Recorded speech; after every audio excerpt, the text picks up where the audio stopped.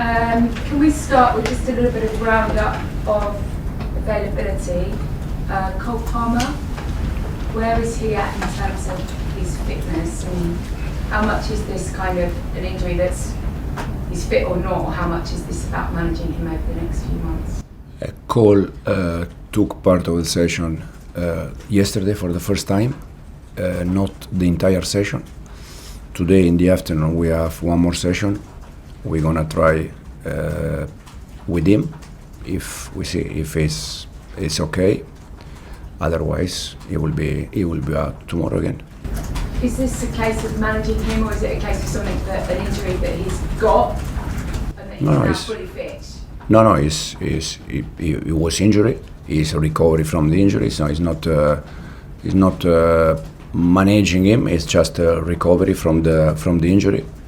For sure, in the moment that he's available, we also probably need to think to manage a little bit him because of the amount of games. In terms of Liam Delap, do you know any more about his availability since we've spoken to you last? No, Liam I think is around 10-12 weeks, so long way to go. Checking things change, you know. And talk to me about Reece James, because you've been very careful with what you've done with him over, particularly this year since he's come back. Did you expect him to play as much as he did for England over the last 2 games? And does that affect your thinking in terms of his availability for the game on Saturday and then of course the Champions League? In the moment that any player join international team, it's free to play the minutes that the manager think that he has to play. So it's not in my hands. When Reece is here, we try to manage him as much as we can. Since I joined the club, I'm doing that with him, with Romeo, with the West, with the ones that in the past they had problems. But I think now Reece is showing that he's quite fit to play 2-3 games in a week. So he's good to go on weekends? He's come back in? Yeah, it's good. Yeah. Just something else, your Champions League group phase squad was announced and Levi Colwill was in it. Your phases. Is there a chance then that he's going to play before what? Depends where we arrive in the Champions League. Levi injury is ACL injury, so ACL is not 1 month or 2 months. It's 6, 7, 8 months. So we don't know, but for sure he will be back. But at the moment it's not something that we are worried about. Just want to take you back to deadline day. Turned out to be quite a crazy day for Nicholas Jackson, didn't it? What are your thoughts on the way it played out? Would you have liked to keep him? Was it more about Nicholas wanting to move away? And what sort of conversations did you have with him? Because he had a roller coaster kind of 24, 48 hours, didn't he? Nico, for me, is quite easy in terms of, in this moment, he's Bayern Munich player. I send him a message. I wish him all the best. Nico, until the day he was here, he was very good. He was working well. So I wish him all the best, and it's the only thing I can say. Last one, Gav. Okay. And you've had Garnacho in the building for a couple of weeks, haven't you? He's been training amongst your squad. What sort of relationship have you begun to build with him? How have you found him in terms of what you can see of potential, but also him around the place, his personality, how well you think he'll fit in? He's working well. For sure he needs to work because he arrived here probably not 100% fit. So he needs to work. He's working well, and we see, but hopefully soon we can give him minutes. Thanks, Gail. Soraya? Morning. You have Brentford next. Chelsea have beaten Brentford away just once since they've been promoted. Obviously last season, you beat them last minute at home and you got a draw away. What makes this fixture so difficult, and even under their new management, what can you expect? I think it's always a tough game. I was last year, as you said. in both games, but Premier League is the best league in the world probably for that, because against any club it's always tough. You see, we played 3 games. Palace, that is doing fantastic. Fulham, West Ham, it's always difficult. So tomorrow I expect exactly the same. As you said, we're only 3 games into the season, but your first big chances created, you're joint first for goals conceded, you've got very positive stats. You say you like evolutionise, the team needs to grow, you like to grow.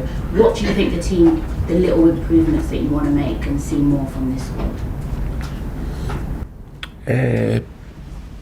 Probably in terms of players, I think there is always things that we can improve, and improving players, most of the time you improve the team, and then probably for the team we start to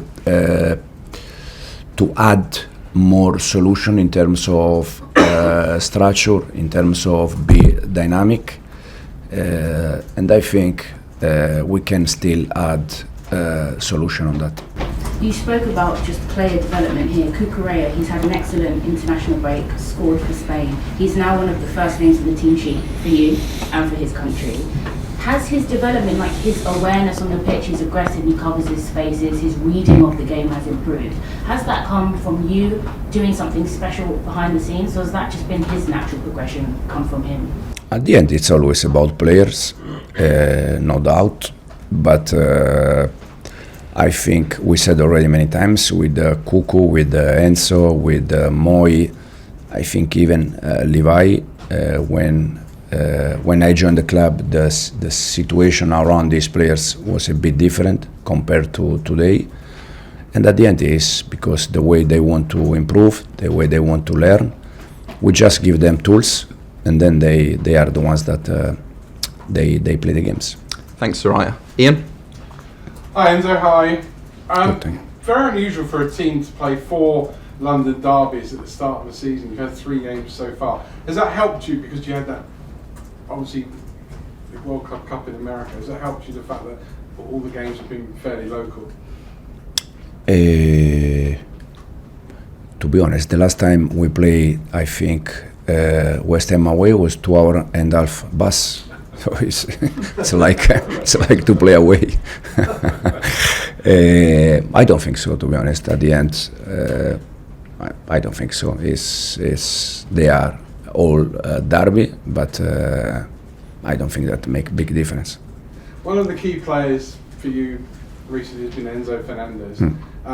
When he first joined, I think it took him a little while to really get going, but recently his stats are only better than the Premier League by Mo Salah. Just talk to us a bit about what's made him an even better player now than he was when he joined Chelsea. First of all, it's when you arrive here from another country, it's always difficult because you need to adapt, because Premier League is completely different to the rest of the league. Also, I think Enzo is a great player. He struggled with us at the beginning of last season to understand a little bit what we want from him. Then in the moment that he realized and he understood the situation, I think he's much better player. I see Enzo more attacking midfielder. The numbers also show that in terms of goal and assist, and hopefully he can continue in the same way. And finally, from me, everyone looks at your attacking threats: Cole Palmer, Joao Pedro, Esteban. You know, everybody looks at the forward end of the pitch. But since February, you've got the best defensive record in the Premier League as well. Were you conscious about having to tighten up at the back? And again, when people have sometimes questioned some of the players in your defence and the goalkeeper, how have you gone about doing that? I always say the same to the players since the day one. We attack good, we create chances, we can be dangerous if we build in the right way with defenders. And we defend well if we press well with the attacking player. So it's not about how we defend, how we attack. For me, it's about all the team. You can create chances, building in the right way with Levi, with Tosin, with Trev, with Wes, with the ones that they build our style, and we can defend better if previously Nicolas or Liam now or Joao now or Cole or Pedro, this guy, they press in the right way. So it's about all the team. We are happy in the way we are defending. We are happy in the way we are attacking, knowing that we said before it's always try to evolve or to always try to improve. Thanks, Ian. John? Thanks, Ed. I'm sure you're delighted the transfer window is over. Did you get what you wanted from it? You happy with what you got? I think we have a good squad. My press conference with Chelsea 1 year ago, I said that I was in love with the squad, and this was the reason why I decided to join this club, because the squad was already very good. Since that, we tried to make some changes, and overall, I think the squad is good. What about your striker options, obviously with the injury to Liam Delap? Has that left you a little bit short? We have the injury for sure now in this moment as a number 9. The only one is Guiu, and Joao also can play there. Against Fulham, we use Tyreek as a 9, so we can also think about him. And yeah. Can I just ask one question on the charges that have come against the club? Have you spoken to anybody in the powers that be just to explain what's going on and what could happen punishment-wise? I know from the club that they are satisfied about the situation, about the process. Personally, I don't have nothing to add. First of all, because I don't have any idea, to be honest. So if I say something, probably I can be wrong or right, but I don't have any idea. I just focus, like I always said, in the pitch side, something that I can control. The rest is not in my hands. Thanks, John. Martin? Hi, Enzo. You had 3 boys from Brazil in Bolivia at altitude on Wednesday morning our time, and Caicedo's in South America as well. Are you confident you can get a tune out of them so soon after? And what did the club do to get them back at all to be available to play? The 3 Brazilian players, they arrived yesterday. They didn't train.